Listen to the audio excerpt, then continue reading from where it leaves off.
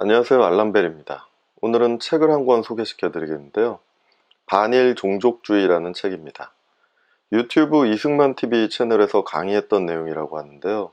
저는 이승만TV 채널을 지난주에 처음 알게 돼가지고 강의는 아직 못 들어봤고요. 책을 통해서 처음 이 내용을 접하게 되었습니다. 이 책에서 말하는 것은 역사적인 사실입니다. 우리 국민들이 잘못 알고 있었던 역사적인 사실들을 역사 기록과 데이터들을 통해서 잘 진술하고 있는데요. 식량 수탈에 대한 진실에서부터 가장 민감한 위안부 문제에 이르기까지 우리 국민들이 역사적인 사실로 배우고 일본에 대한 분노와 증오심을 키우게 했던 그런 사건들에 대해서 객관적인 데이터를 제시하면서 우리 국민들이 어떤 부분을 오해하고 있었는지, 또 왜 그렇게 오해하게 됐는지를 자세하게 설명합니다. 우리가 좀 상식이 있는 사람들은 광우병 선동이나 다이빙벨, 세월호 인신공양설 이런 황당한 얘기들을 들으면 선동하는 사람도 나쁘지만 선동당하는 사람도 한심하다고 생각하잖아요. 그런데 저는 이 책을 읽으면서 저도 또한 사실관계를 잘 모르고 반일 감정에 선동당한 부분이 많았다는 것을 알게 되었습니다.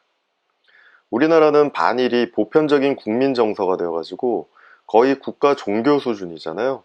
그래서 조금만 다른 이야기를 하면 친일파로 매도당하고 집단으로 다구리를 당하는 분위기가 있는데요.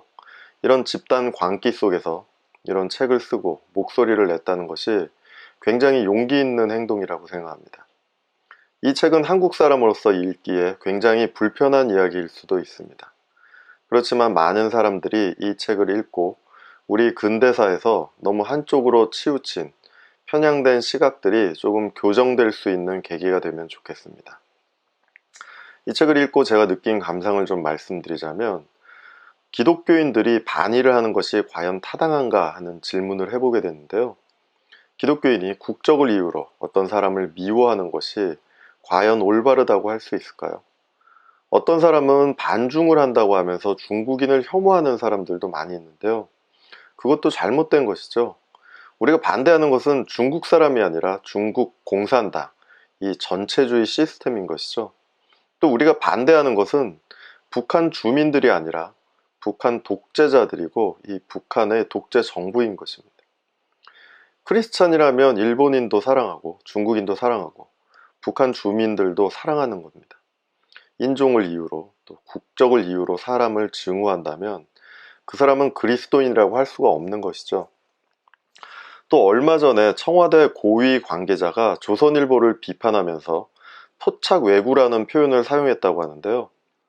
만약에 일본 총리실에서 야당을 비난할 때 조센징이라는 표현을 사용한다든지, 트럼프 대통령이 오바마를 비난하기 위해서 니거라는 표현을 사용했다면 어떻겠습니까?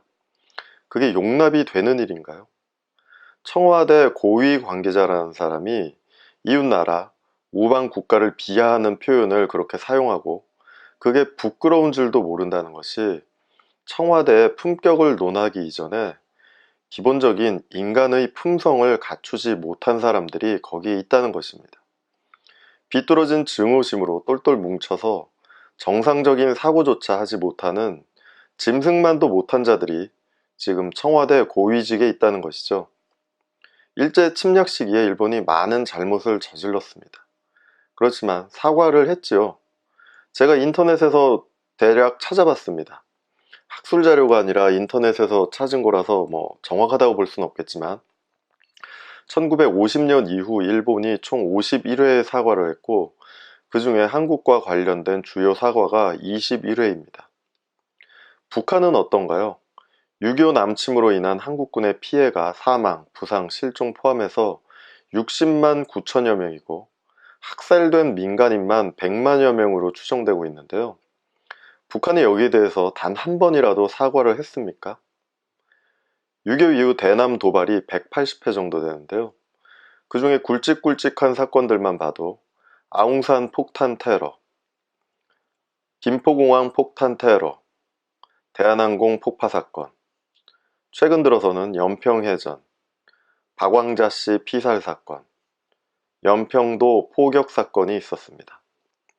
여기에 대해서 북한이 단 한 차례라도 사과한 적이 있었나요?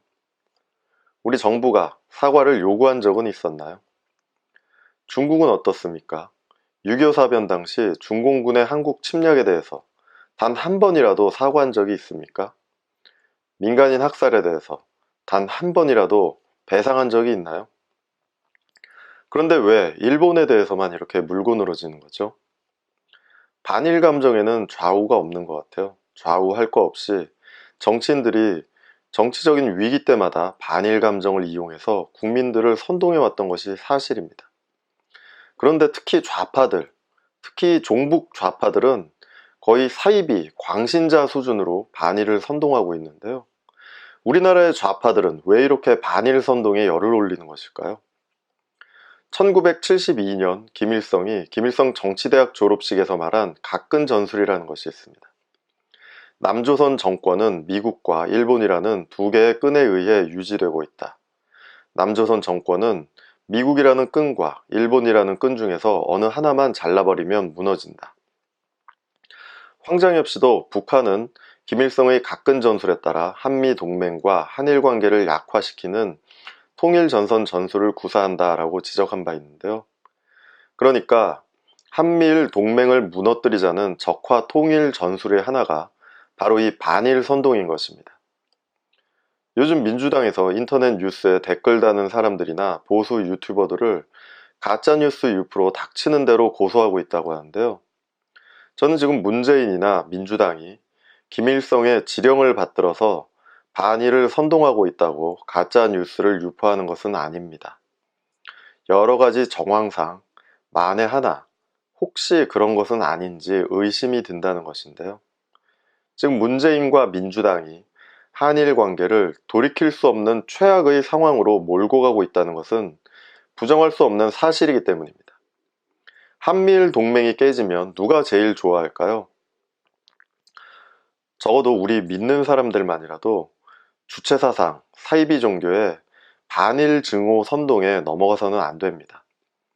오히려 우리는 악한 자들에게 선동되어서 무작정 일본을 미워하는 그런 사람들을 깨우는 역할을 해야 하는 것이죠. 사랑과 용서를 실천하고 진정한 평화를 추구하는 저와 여러분들이 되시기를 바랍니다.